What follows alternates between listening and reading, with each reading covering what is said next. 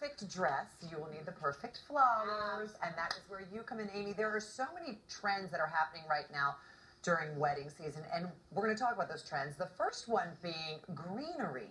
I see a lot of greenery on people's tables for their displays at weddings these days. People love, first of all, green was the color, Pantone color of the year, so that was a big part of it.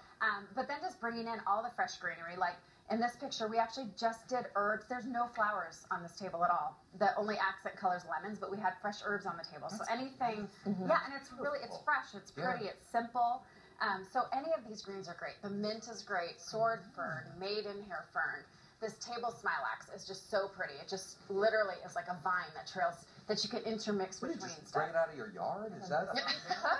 Yeah, and that's the best part of it. You can really pull these flowers straight out of your yard. This green, the scabiosa pods. Wow. They're just really, amaranthus is in the front, and some honeysuckle, which we love. The next one is it's a monochromatic look. Yes. Let's take a look at the picture here. That's this beautiful. is so the flower, the gown, it all goes together. Yeah, and sometimes monochromatic is easy. You can't really mess it up. You know, you're like, I'm gonna go all yellow. I'm gonna go all orange.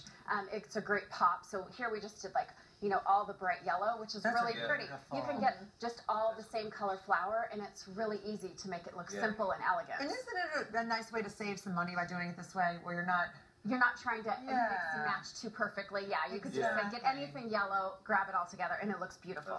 Now, I'm hearing a lot recently about local, freshly picked flowers, that this has become all the rage for weddings. So when you mean local, freshly picked flowers, like out of your mom's backyard? Yes, local growers. Like, I mean, in this picture here, we have local garden roses. Those are all local garden roses from a local grower here in Los Angeles, Grace Rose Farms, which I love.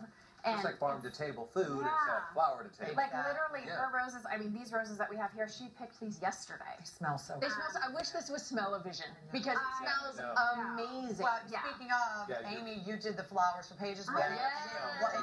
The whole house smelled incredible. It was gorgeous. It was kind of this style here. I mean, you did in the green. Yeah, the English garden kind of look. Yeah. Oh, there we are. That's Yeah, that rustic sort of a little bit of green amaranthus in it. We kind of mixed all of it. The hydrangea, the roses, the green amaranthus. We were ahead of our time. Really was. We are. Get married again, Paige. Do it all over. Get married again. Okay. I'll do it again. So if we wanted to make an arrangement at home, how can we do this and make it look professional? Okay, so if you, let's just say your garden roses in your yard, you know, that's a really simple one. Now, these obviously are the meat Let me get some thorns. Band-Aids. These, this is our rose stripper. Okay. It's a tool, not the person.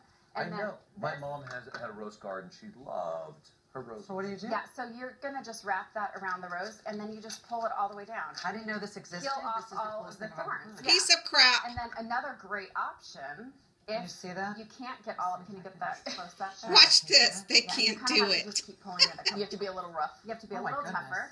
But the idea is that you get all of those garden rose thorns off, because they're really hard For to heaven's work sake, with. just take a Or you knife. just cut it off at the... But the other option is, if you're not going to strip all the roses, you could just go through the yard and actually clip the head of the rose off there. See, I knew what I was doing. You were ahead of your time. Right. And then you could just easily float that right into a bowl of water. And by the way, that looks very expensive. When I see these sort of arrangements at places, I always think they look so lovely. That is so pretty. And then you can, you know, once you have a bowl, No, then you can don't take want your to put greenery vine 4 and in literally there. just trail this around the bowl. Well, speaking of always have odd expensive, numbers. what's the flower that gives you like the most bang for your buck? Well, I love the garden roses just because of color. You can do any, you know, there's so many color varieties. Sure. But I also love hydrangea because it's a really big-headed flower, and it takes up a lot of space. Those are really So, pretty. and a lot of pretty people, hardy. and a lot of people have these in their yard. Again, this is a great, easy one that you can clip out of the yard.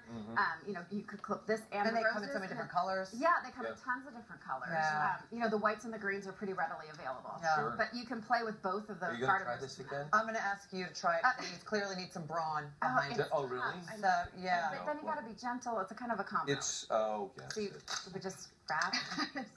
Oh, my goodness. Amy just makes it Easy real for a professional to say. Yeah, Wow. piece of crap. We put it in the water for that. Put it back in the water.